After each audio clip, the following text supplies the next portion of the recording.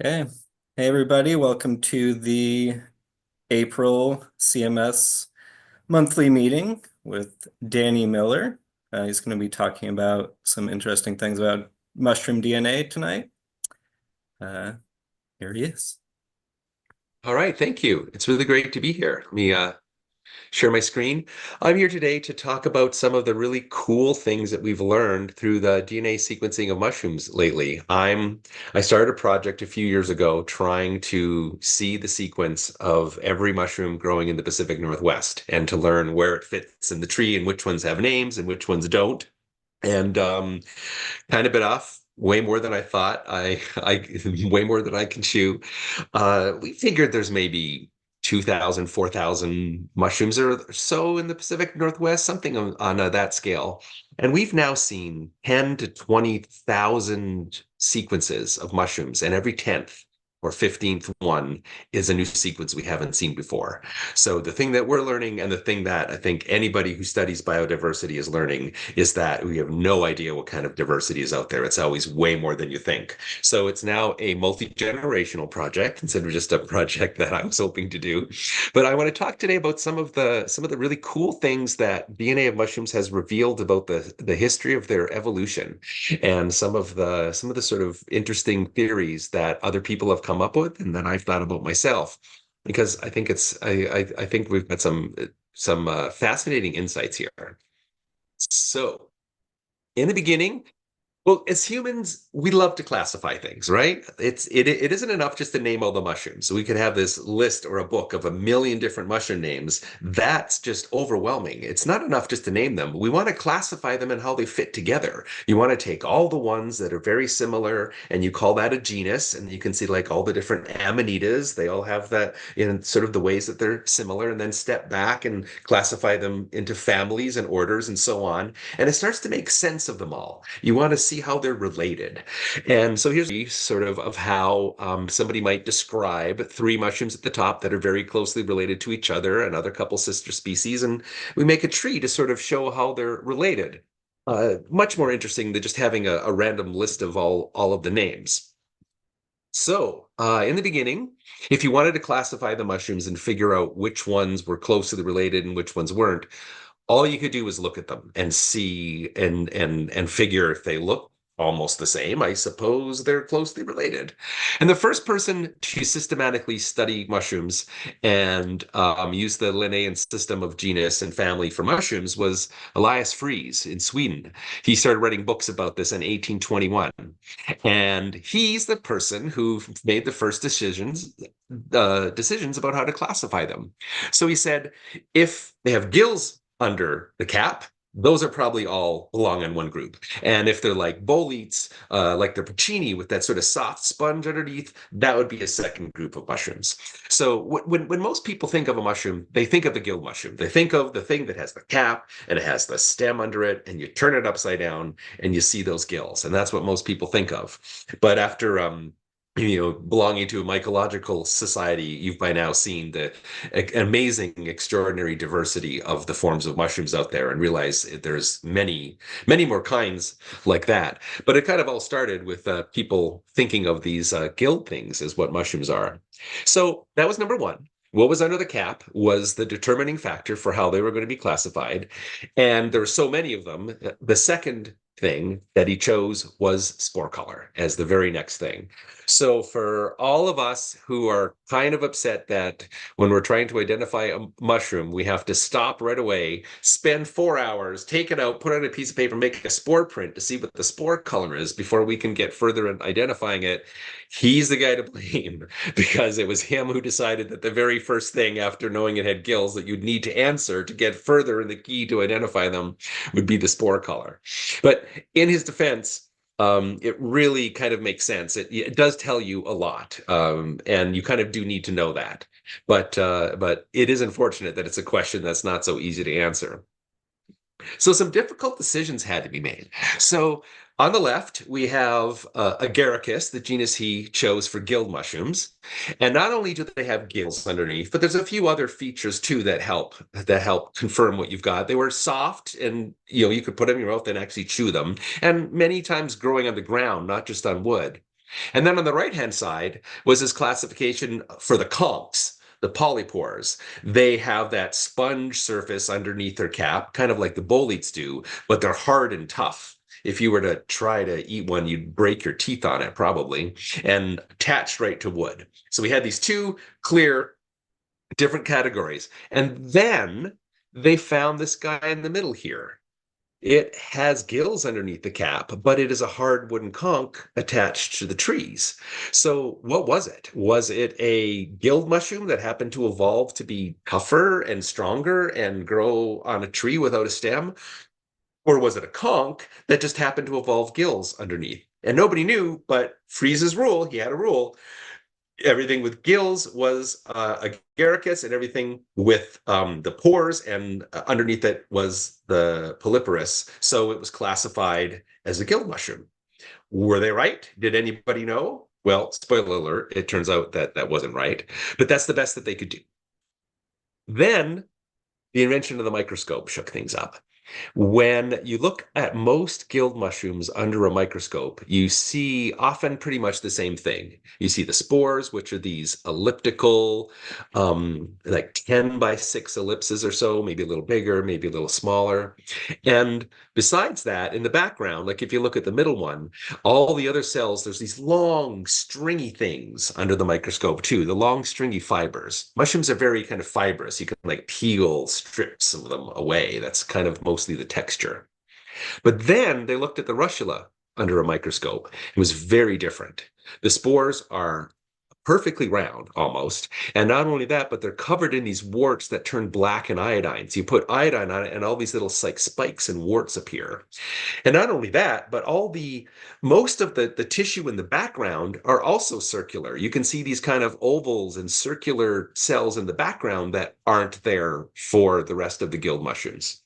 So it's very clear that something was very different about russula. And it was our first clue that something invisibly small to the naked eye could be more important when figuring out where a mushroom came from and how to classify it than anything that the human eye could see. Another great example of this is the gill bolete. If you've ever thought you came across a bolete in the woods and then you turn upside down and it's got those gills, but otherwise it's got that kind of suede brown cap that some of them do. It's turning blue as you can see wherever you touch it, and that bright yellow color that's usually pores. People thought right away, wait a minute, this really does seem like it's more closely related to a bolete, and the microscope further confirmed that because under the microscope, bolete spores like the porcini are very, very long and narrow. They're sometimes about 3 times longer than they are wide. They're nowhere near circular. And you can see the gill bolete has that kind of extended look to them too. So this confirmed that the gill bolete probably belonged in a classification system with other boletes, even though it had gills. And the russula gill mushrooms were a third group altogether. And so we classified every mushroom and made this sort of tree of all the genera and the families and how they probably all related. And if the microscope showed that similar looking mushrooms were very different or vice versa, the rule that Fries came up with was relaxed. But did they get it right? Or is there even any such thing as a right answer? Or is it all just a matter of opinion? Well, DNA came along. We have now pretty much everybody agrees and has decided that DNA is going to be the real answer of how we're going to classify things. If two mushrooms share the same great, great, great, great, great, great grandparent, they really are that closely related and belong in the tree together. And this probably has the most meaning too. If you are wondering if a mushroom is poisonous and you take a look at its closest genetic relatives, it might share the same toxin. If you're looking for health benefits, you might want to look in the mushrooms that are most closely genetically related to that mushroom, or that share, if you're looking for things that share the same habitat or ecology, it probably does make the most sense to consider that DNA has the most answers. So here is a simplified tree of the fungal kingdom.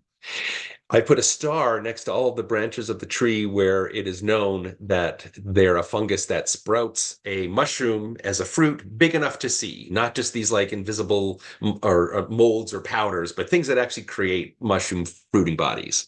And as you may know, their basidios and ascos are kind of the two main halves of the fungal kingdom. And but that's not all mushrooms are a basidio or an asco. It's kind of interesting that there's a few that are neither, which you might not realize. So let's first of all, this is a great example of how the microscope can tell us things that are more important than the naked eye, because right away you can tell which half of the fungal kingdom something belongs in by looking under the microscope. The basidios have basidia, which are kind of these chandelier-like shapes and figures that have the spores kind of dangling, like the lights on a chandelier off the end. And an asco under the microscope is got this straw-like pea shooter filled with the spores, and they can shoot out the end of the straw that way. And these are the structures that you see in the sexual stage. So this is another great way that the microscope tells you something that you'd never be able to tell by the naked eye. So most species of fungi are very small or powdery molds, kind of like the penicillin shown here.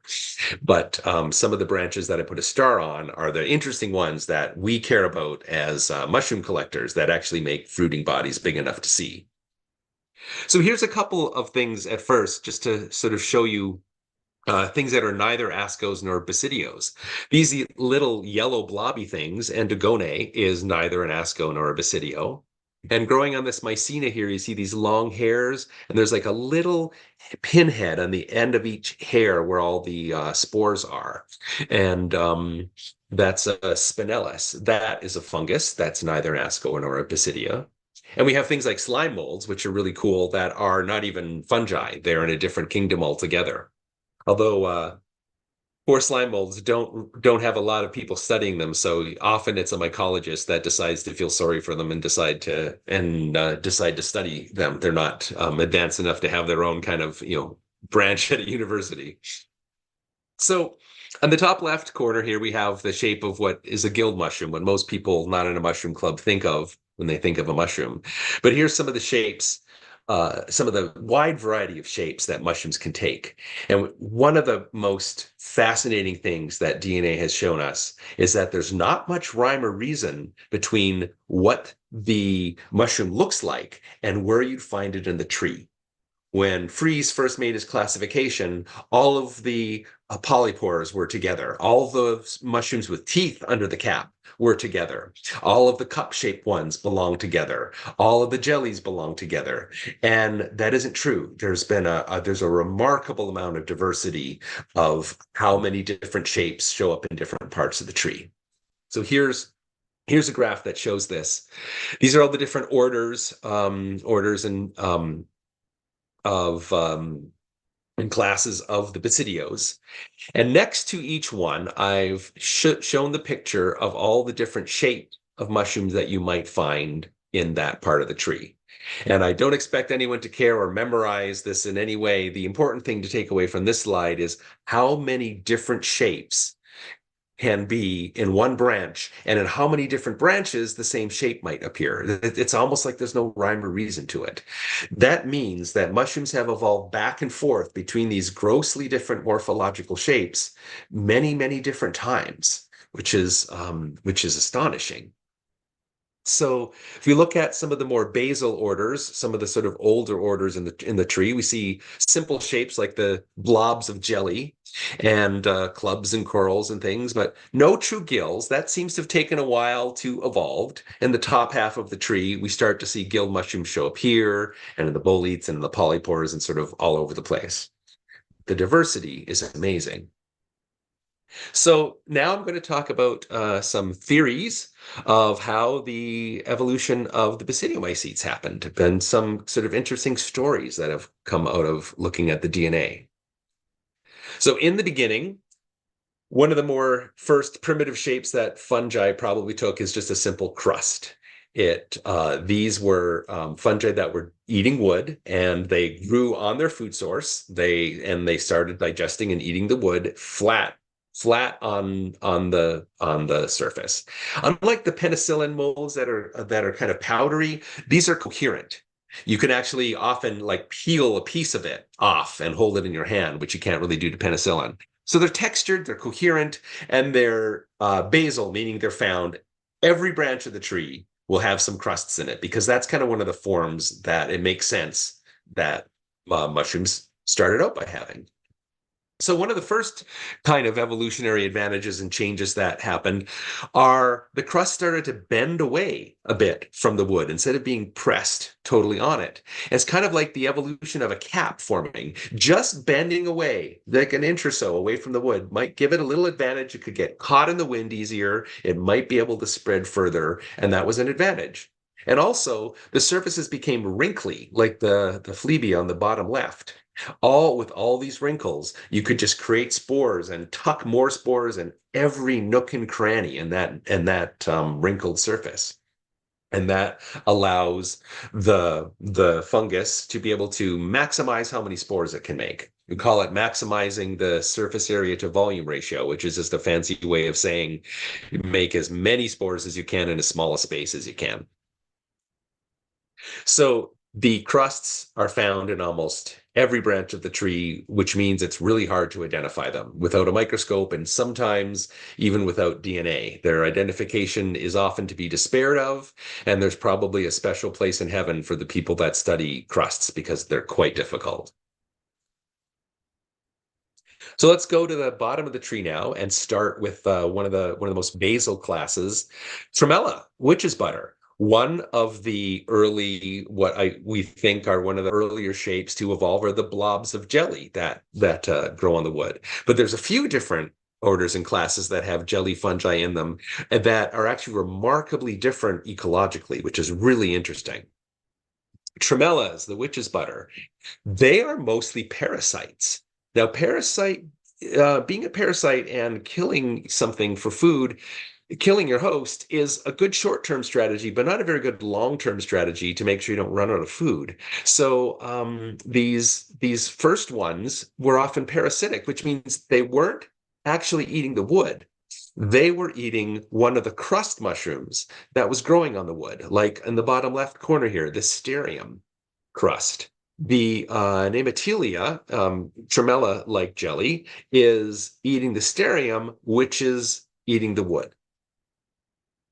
And once again, the microscope to the rescue.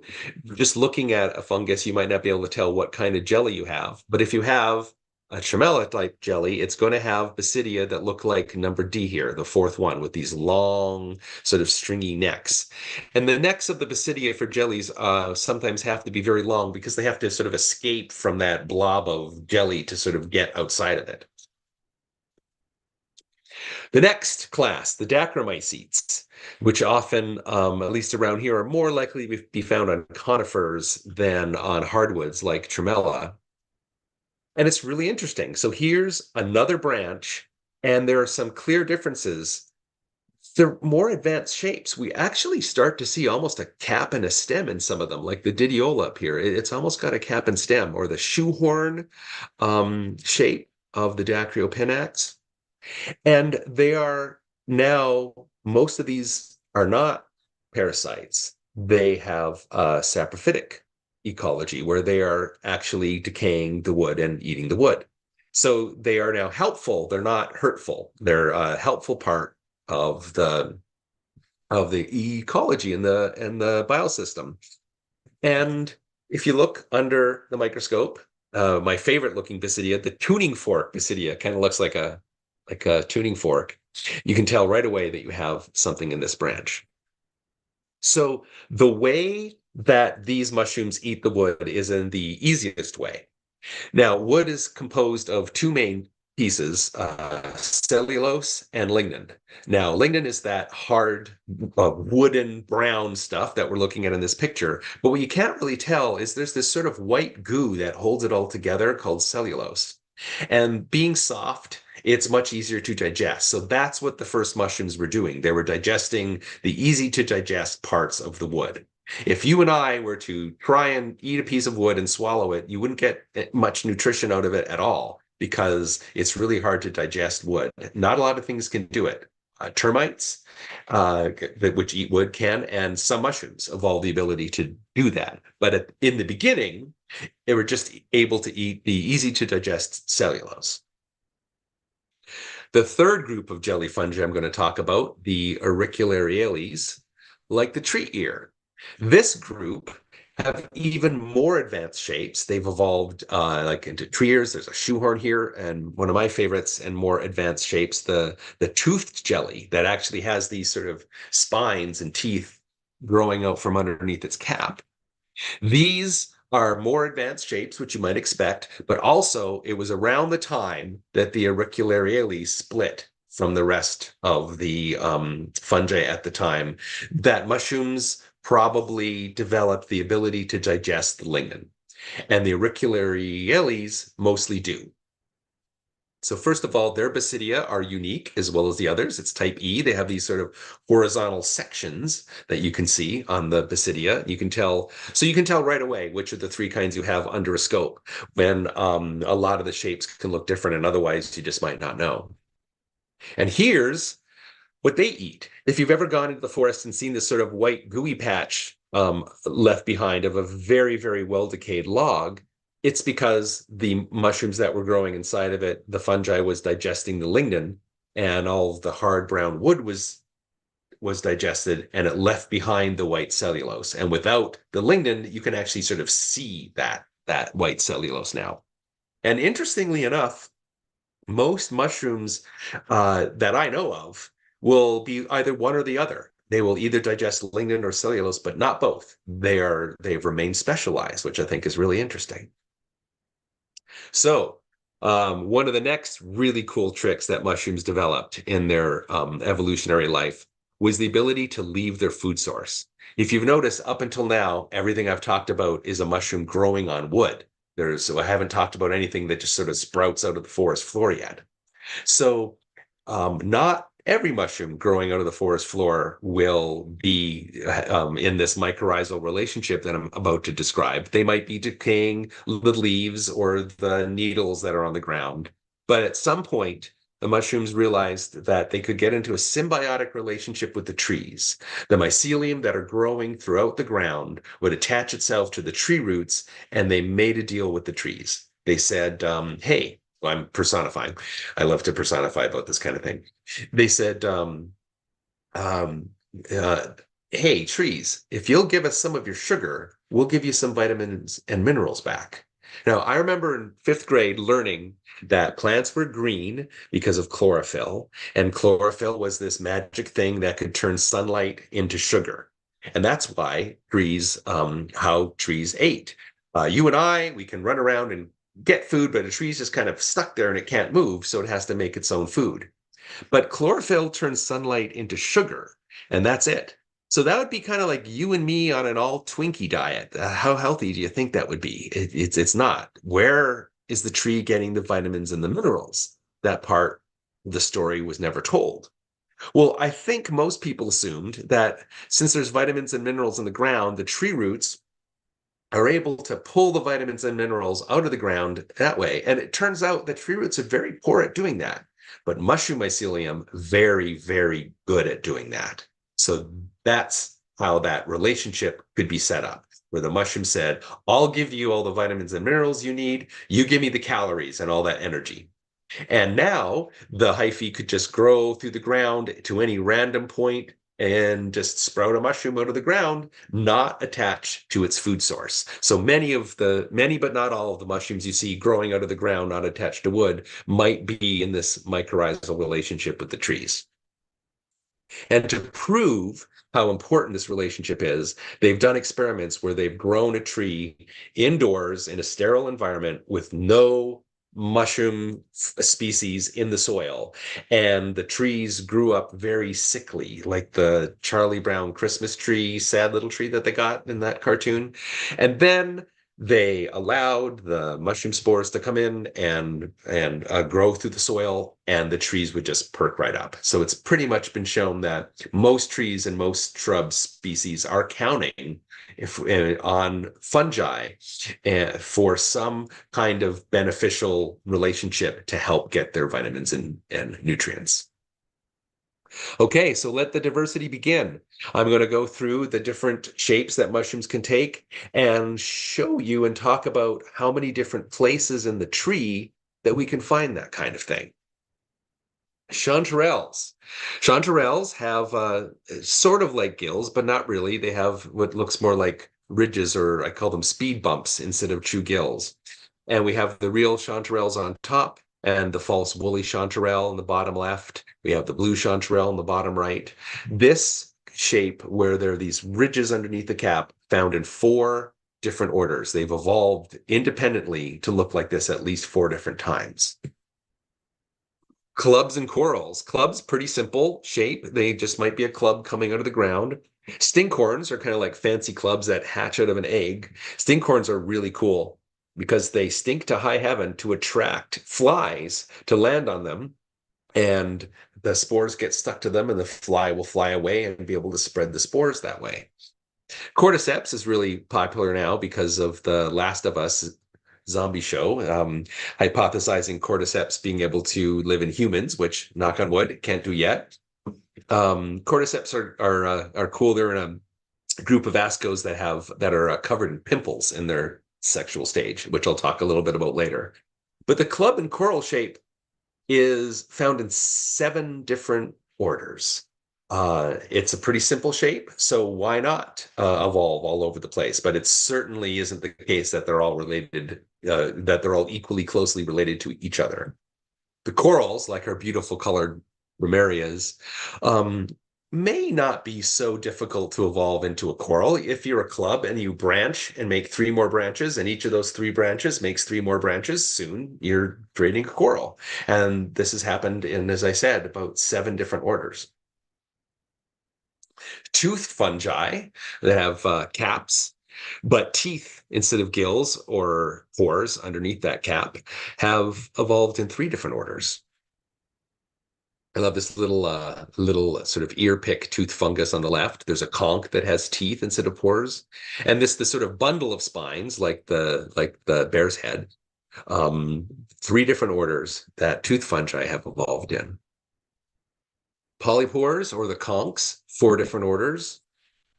Boletes, this is really interesting, defined as having that sponge underneath the cap, but being soft enough to actually eat, and where that the spongy pore surface is easily removable and separated from the rest of the fruiting body, has only evolved once. The bolete order is the only place you find that shape in. I don't know why that's an exception so far of where to find that shape. I think that's really interesting.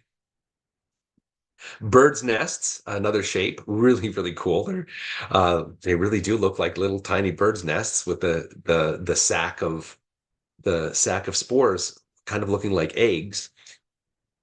They turn out to be very closely related to dark spored gill mushrooms like the portobello agaricus, which is remarkable. How in the world would a portobello mushroom something like a portobello mushroom eventually evolve into a bird's nest is a pretty big mystery. There's some clues when we talk about, I'll be talking about a little later on, that can tell part of the story, but I think it's still pretty remarkable that happened. In the ascos, we have even more shapes that we don't see in the basidios. Like morels, our most famous ascos, and the false morels. That's a really cool shape, like the brains on a stick, elven saddles, things like that. And cup fungi. What a really interesting result that came out of DNA is all the different cup fungi. There are 2 main classes of ascos where you can find cups, and all the large cups and the small ones that don't grow on wood, if they grow on the ground or on dung, are usually found in one of the classes. And by far the majority of the tiny cups that are actually attached to wood are found in a different class. And you can actually tell them apart in the microscope by the lid of the ascus, the little pea shooter. There's either a hole in the top that they escape from, or there might actually be a lid that opens up to let the spores out. And you can tell which class you're in by the microscope, and you can tell by the ecology.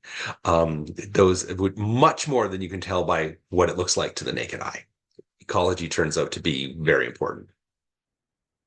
Earth tongues. These are some of the small cups on wood, and earth tongues, which are like clubs, but they have a differentiated head. They're all together.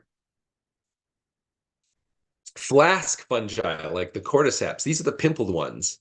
For instance, the lobster mushroom, the mold that grows on a russula to turn it into a lobster mushroom. A really great identification character, if you're not sure if your orange mushroom is really a lobster, is that it's covered in pimples. That's a great way to tell that you know for sure you have a lobster mushroom. And these decided to sort of go for quality over quantity of spores. The spores all grow inside the pimples, and there's no spores in between the pimples.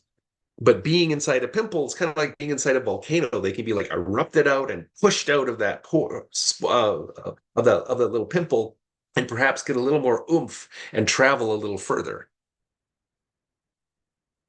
So this is called convergent evolution, the fact that mushrooms that look the same might actually only be distantly related because they've evolved back and forth between these different shapes over and over. And that may not be as remarkable as it at first seemed when we learned this, because only so many shapes of mushrooms are going to be successful. You want to have you'll maximize that surface area to volume ratio. Put as many spores in a small place as you can. And you can do that on gills by covering the face of each gill. You can do that if you have a sponge pored surface. You can line the inside of each of each pore with spores. You can cover the spines that are hanging down. And all mushrooms are going to have to find one of these shapes in order to be successful. So one thing that I think of is, let's say you have a gill mushroom and you turn it upside down and you were to pinch two of the gills together just every inch or so as you go along from the stem to the cap. You kind of be making little circular pores out of the gills. So maybe it doesn't take quite as much as we thought to evolve back and forth between these shapes, because it certainly has happened a lot. I want to talk a bit about the evolution of spore colors. There's some really interesting theories in here. The first gilled mushroom, Agaricus campestris, the meadow mushroom, was the first gilled mushroom named way back in 1753. It's had a name for a long, long time. And the guild mushrooms, most guild mushrooms, because guild mushrooms appear all over the place, but most guild mushrooms are together, and it is the most derived clade at the crown, the very top of the tree. So guild mushrooms took a while to evolve, it seems. And I want to talk a bit about spore color, because there's not often, it seems, a good reason for a spore to have a color. So white, just the absence of any pigment, is usually what you see for spore colors. But in the guild mushrooms, we actually do find a whole lot of colors. One thing that I think is really interesting is the unique spore color of russula. The spores are yellow, often some shade of yellow, perhaps white. A few of them don't have any pigment, but usually some kind of shade of yellow, maybe even dark enough to be orange. You don't see that spore color anywhere else.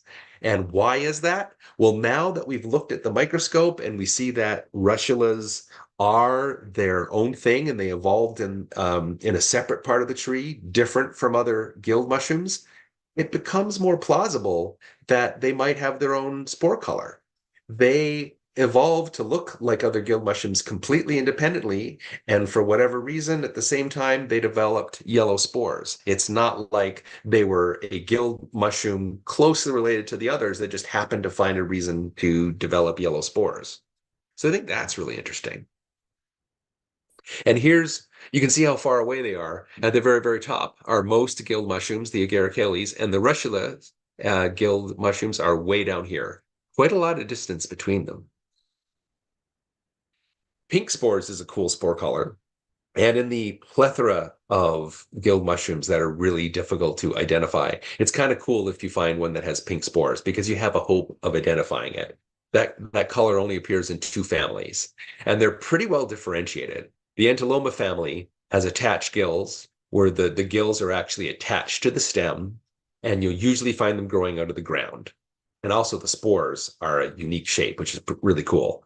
The Pluteus or deer mushroom family is the other family of pink spored mushrooms, and very different. The gills are free; they don't touch the stem. You could imagine a little ant running in circles around the stem here, and not touching the stem and not touching the gills because there's that space there, and usually growing attached to wood instead of on the ground. So if you find a pink spored mushroom, it's not as many choices as the other colors to be able to figure out what you have. And I'll show you some pictures now of the Entoloma spores, that like angled almost like a stop sign kind of, and some electron microscope photographs that kind of show what those ridges really look like. This has never happened really in any other family that I know, and I don't know why Entoloma family developed these shapes, what advantage it had. If anybody does, maybe you can put it in the chat and let me know. I'm curious. But it's certainly a unique spore shape. Another interesting result is all of the dark spored mushrooms, all the different browns and black and purple brown, purple black, orange brown. They all have a common ancestor. They're all in the same part of the tree. There's one group where this dark pigments evolved and the colors changed a little bit over time, but basically they're all together, which is really interesting. And although dark spore colors has only evolved once, more than once have mushrooms lost all their spore pigment. Lacaria is a very interesting mushroom because not only does it kind of look almost like a waxy cap, like a fake mushroom made of wax or a fabric or something.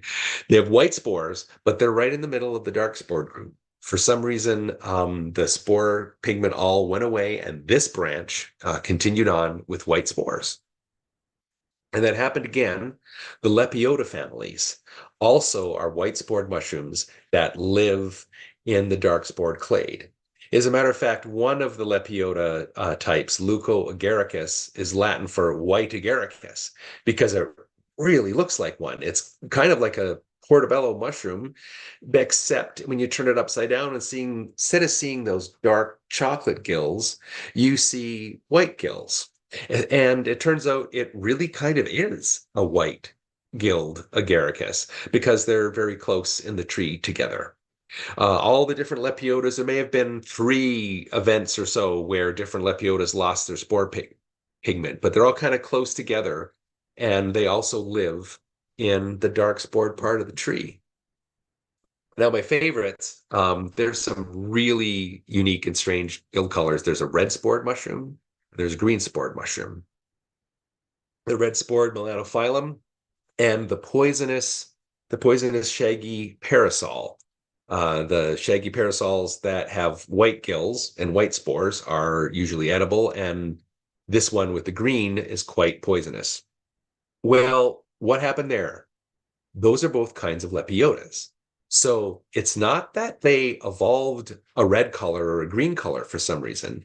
In the process that lepiotas were losing their spore pigment and all the pigment was going away, one color stuck behind. In the case of melanophyllum, some red pigment stuck behind, and in the case of chlorophyllum, some green pigment kept behind. So it's kind of like you have one of those old TVs with the RGB and the like the blue and the green wire came out in your football game, and this looks like completely goes red. Is kind of what happened. So I don't really think of them as evolving those colors, but of losing all of the colors except for those ones.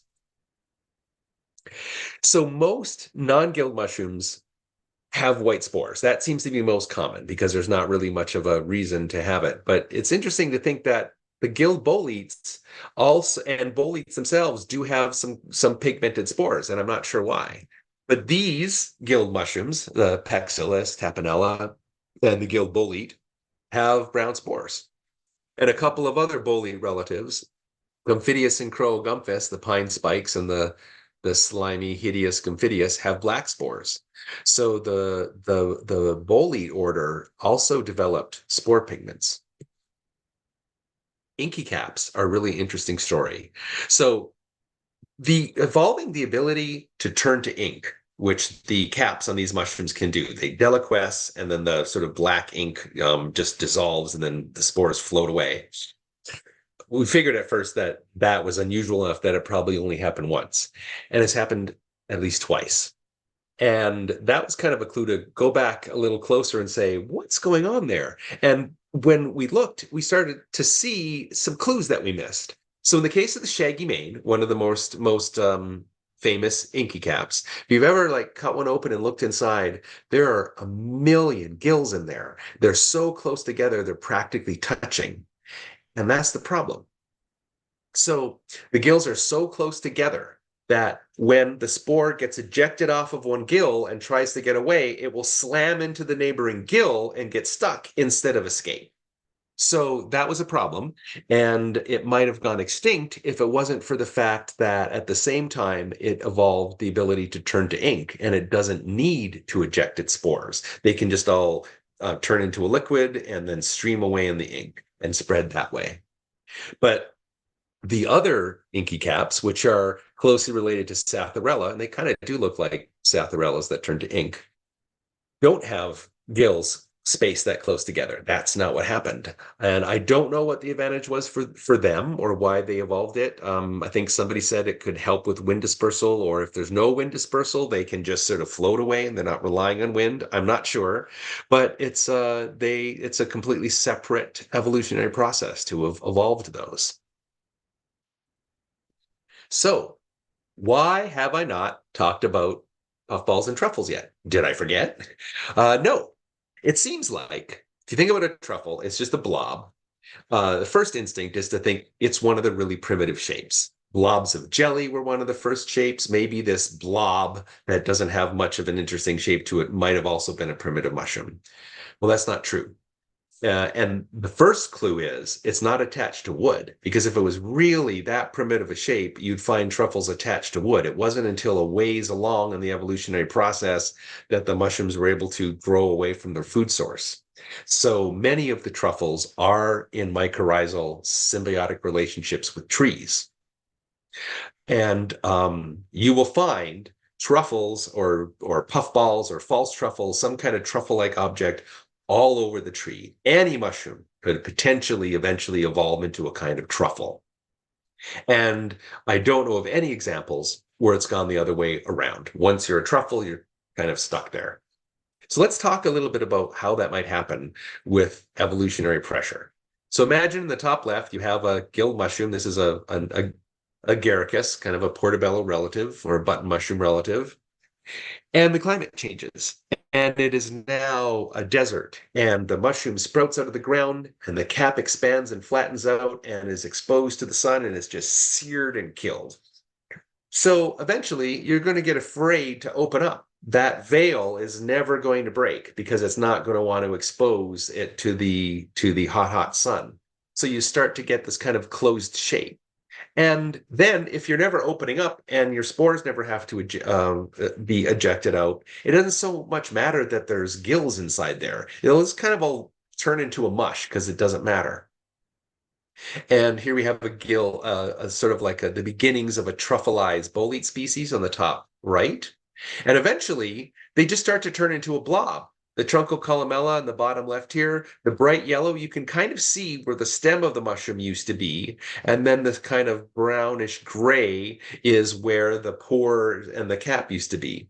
Truncal columella is kind of a truffleized pseuilus, closely related to pseuilus. You can imagine millions of years ago, a pseuilus kind of closing up and turning into this. And here's another agaric on the bottom right, where you can see where the stem was and no more gills. It's just kind of starting to turn into a mush. So the spores can't go so far, but they're at least safe from the elements. And then if you keep going and imagine this process continuing, you just turn into a blob. There's like no reason to have any differentiated textures whatsoever. Like the puffballs, where they're kind of like a little tiny marshmallow. And all of the marshmallow will turn into just a cloud of powdery spores, and a little hole might open up so that they can sort of poof out or puff out. They're called puffballs. Really fun to stomp on one, and you make that cloud of smoke everywhere. And then eventually, Well, we've got some cool examples of puffballs here, the Earth stars, which have an extra layer around to kind of protect the puffball, and then the rays break open. And even the hygroscopic ones on the right-hand side are really cool, where where they'll actually open up, and then if they got it wrong, if the weather forecast that said rain was wrong and they realize, oh, geez, it's still hot, they'll actually, the rays will close up and protect it again, wait for an actual rainstorm, and then open up again. So that's kind of cool. And finally, not only do they turn into blobs, but they're kind of afraid to even grow out of the ground in the first place. So you've got so but as this happens, they're going to go extinct because their spores aren't going to spread. So what happens is, as this process of turning into a blob and truffleizing happens, if at the same time they develop really strong odors and really strong to be able to attract animals to find them and dig them up, that's how they reproduce. Some squirrels, truffles are almost 100% of their diet. So, and if you look at the spores of a typical truffle, this is, I think, a white Oregon truffle spore down here, they're spiny and thick-walled and covered in sort of protective spines. And that protects the spores enough to survive a trip through the digestive system of a squirrel, who will run out and poop it out somewhere else in the forest, and that's how they're spread. So that explains why truffles are some of the most interesting and tasty mushrooms around, because those really intense odors and flavors that we all crave and pay top dollar for are because they had to evolve those in order to be found underground by animals. So another interesting theory as to why there are dark spored mushrooms in the first place, all of the dung mushrooms that also have to survive a trip through the digestive system of an animal in order to grow are really dark spored with really thick walls. And that melanin, that pigment can help protect the spore from being destroyed as it's going through the animal. So here's some of the true truffles. As I said, any mushroom that goes under this environmental pressure of climate change might be able to start evolving into a truffle. But there's only certain ones of the many, many kinds that are really desired by humans, because we're fussier eaters than squirrels and other things. We tend to prefer the onion and the garlic type truffles, whereas the animals don't mind eating the rotten cabbage and outhouse flavored truffles, whereas we're just a little fussier than that.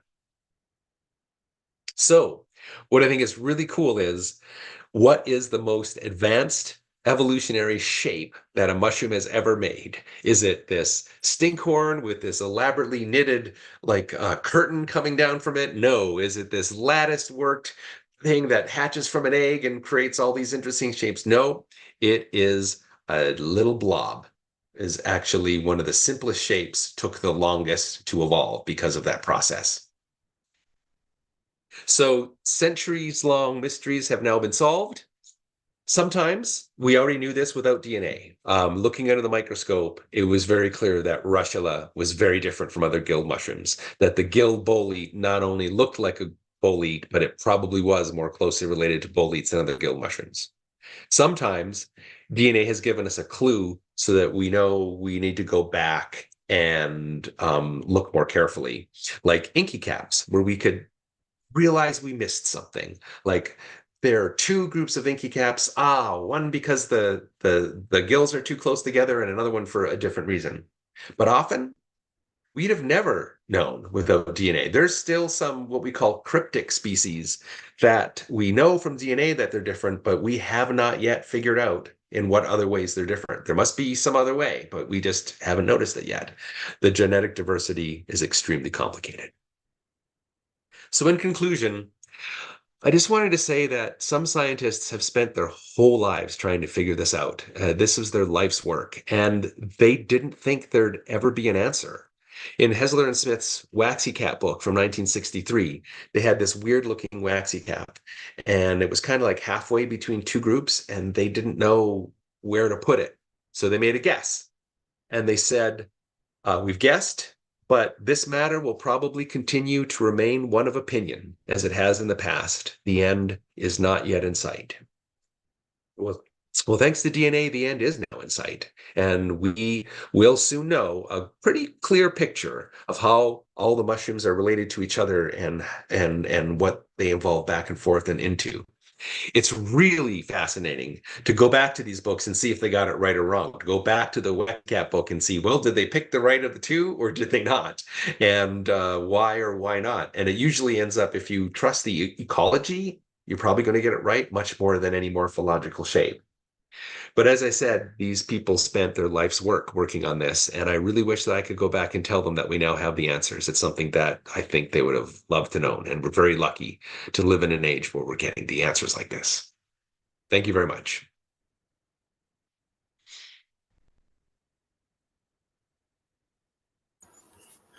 Well, Danny, I think we're really lucky to be in an age when people like yourself are around to interpret the data and make it sensible to normal people. Yeah, Thank you. non-specialists. You've done an excellent job. Thank you so much. And I apologize for not introducing you. Oh, no, no worries. Thank you. Do we have Appreciate it. questions? Yeah, I'm around for any questions anybody might have. None so far, but we'll give it a few minutes. Some thank yous. Yeah. Yeah, it was really fun to come here tonight. Thank you for the invite. I appreciate it. Yes, someday we'd like to have you back in person, maybe in a couple of years when you've got more updated results. Your An name update, was yes, that would be awesome. our December speaker was Dr. Biddy Roy, and she was giving us an update on the Lane County Macrofungi Project, which CMS is the sponsor of, and she has she sang your praises of how instrumental you've been in helping her interpret the DNA results. Yeah, thank you. No, yeah, she's been amazing. She's doing Oh, I'm yeah, a sorry, you're lot. muted. Gosh. But yeah, it's been really great working with her. We've learned so many cool things from the collections and the DNA that she's done. I'm honored to be able to be a part of that.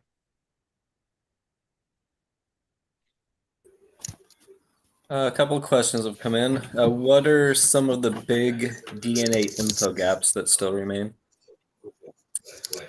Oh wow. It's good question. The It's kind of DNA is showing us where the gaps are. Like when we sequence things, we realize, oh, wait, there's like 3 or 4 different species in here. We thought they were the same, but they're different. So DNA kind of points the way to what you can do next. DNA is not a magic bullet. Don't get a DNA and know what you got. It is another tool. So the microscope is a tool, the chemicals that you have is a tool, and the figuring out the ecology and how it grows is a tool, and DNA is just yet one more tool in the big picture. And it can help you tell where to send your efforts next. The DNA shows that there's some differences here and they look very much the same. Now it's time to go back old school, get out that microscope, study them, and figure out what differences you missed. So it really helps point you in the direction of of what the next step is that's needed. Can you talk a little bit about horizontal gene transfer and maybe any potential for that to shake up things? I don't know much about that, but I know that that it isn't as straightforward as I'm saying. Um, Genes have been given back and forth to different species, and that can make it hard to sort of figure out the way that they've evolved back and forth together. So not knowing much about that, I'm not going to say much except that you do have to be careful, once again, not to treat DNA as a magic bullet, but to use it as a tool to help you figure out what's going on, and not to think that any sequence that you have is going to be the be all and end all of what's going on.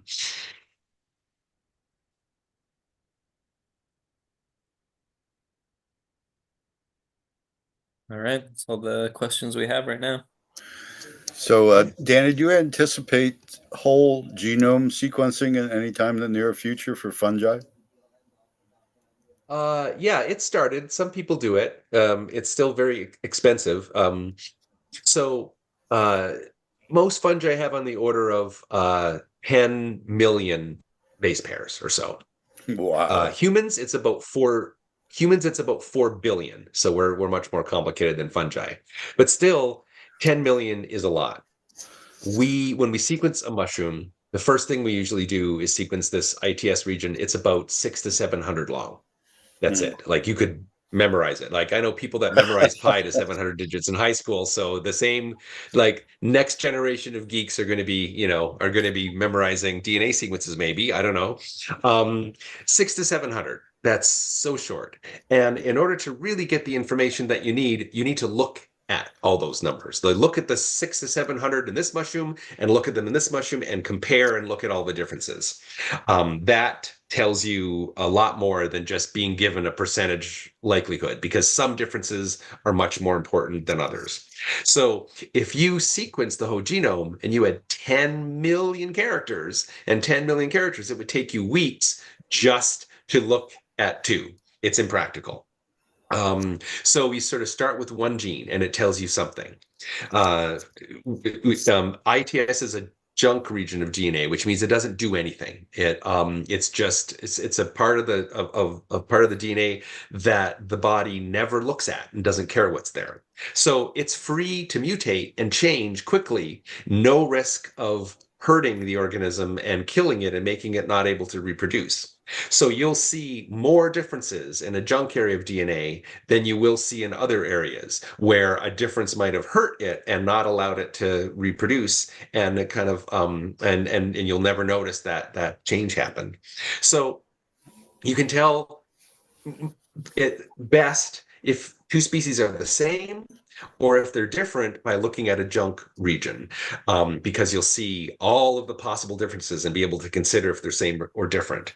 But there are so many differences in species that belong to a different genus or in a different family. So many differences, you cannot figure out what genus or what family the mushroom's in from that. So you need to sequence a different gene that mutates slower and has fewer differences between the genera to be able to see what genus it's in or what family it's in.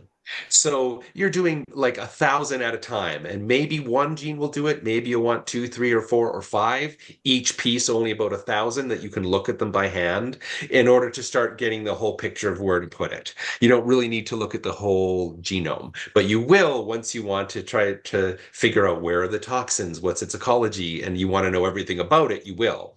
But for those of us that just want to put it in a tree in the right place, we Yeah, just sequence one and maybe we go to two, a third or fourth or a fifth small gene, and that's going to answer the questions that the taxonomist cares about. that's a very clear answer. It makes a lot of sense when you look at the cost and the amount of data to do a whole genome of an individual species. It just, it blows your whole Yeah. field away. You can't really deal with that much data at this point. Sometime in the near future, I would imagine with AI technology, Yeah, that's really interesting how AI can help this out. There's yes. got to be a way. I've looked at maybe 10,000 to 20,000 DNA sequences of mushrooms. So I've got information about several thousand different species on my website, which Danny's DNA Discoveries, if anybody's interested in taking a look at all the data. It's always up to date. Whenever I see a DNA sequence, I immediately update the website to say what I've learned. So it's like up to the minute what we know. It's not like a few months behind, Wow. which is really cool. So Which is different than every other website out there. yeah, so I've got since each gene is like it's only 700 characters, I'm able to say I've now analyzed my 5,000th mushroom. We now have 5,000 mushrooms on my page. If I was looking at whole genomes, I would be announcing now after 4 years, I've got my third mushroom on that page. You know? Yeah, yeah. The future's bright, though. I mean, the work that you and other taxonomists are doing to clarify what has been so many taxonomic questions over the years. It's just phenomenal. And I know that amateurs such as myself, they're kind of blown away with the name changes. It's kind of like a fire hose of information coming at us. Yeah. But with your help and understanding, it makes more sense of why those changes are happening now. Why it has to happen. But the good Yeah. thing is the old names for the mushrooms will always be around. It's kind of like they retired the jersey numbers for all of them. They'll never reuse an old name for something different. So you don't have to learn the new name. You recognize it with the old name. Just Google what it's called now, and then you'll learn where it really is in the tree, and you can learn useful things about it without having to worry about the name chains or having to memorize them. It's not really necessary. That's great news for us old folks who are having difficulty learning new names and with our memory issues. Um, Matt, are there any more questions online for Danny? Nope, no more questions. Well, I'd have to then Okay. thank you so much for being gracious and zooming in to present to CMS. And again, my sincerest apologies for missing introducing you. And thank you, Matt, No for worries. Yeah. hanging in there and picking up the ball. I look forward to hopefully seeing you at the Spring Key Council. Are you? Oh yeah. Yeah. Yeah. Um, Yeah. I think I'm going. Yeah. oh, cool. Well, That's great. Yeah. it's What a it's great place that is. yeah. The Wallalas and things are already starting to happen here. Even you mentioned inky caps. We've got copernellas fruiting all over the place in the last couple of weeks here on tree stumps and in the bark chips and all sorts of things. And verpers are being found locally, and words of morels are being spoken. So, Yes. Good luck. yes, exactly. Thank you again, Danny. And You're very welcome. It's great to be here. Thank you for the invite. you have another invite coming in, and at your leisure in the future, as soon as you feel like you have more information to present to That'd be us. great. Yeah. I'd love to come in person. That'd be really fun. Meet everybody. Yes, and we treat you to dinner as well. Thank you again, Danny Thank Miller, you. and we'll